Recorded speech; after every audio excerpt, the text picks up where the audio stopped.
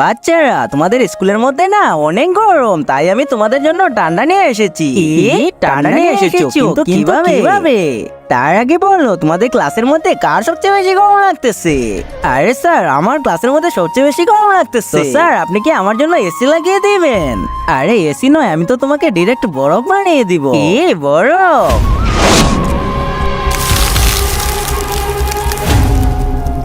আরে তুমি তো ওকে বরফ বানিয়ে দিয়েছো, এটা কেমন ঠান্ডা নিয়ে এসেছো তুমি? আরে বরফ বানিয়ে দিয়েছে? আরে হ্যাঁ বাচ্চারা, আমি ফ্রিজ করে দিতে পারি। এখন বলো, তোমাদের মধ্যে আর কার বেশি গরম লাগতেছে? আরে আমার তো একদমই গরম লাগতেছে না, আমার অনেক ঠান্ডা লাগতেছে।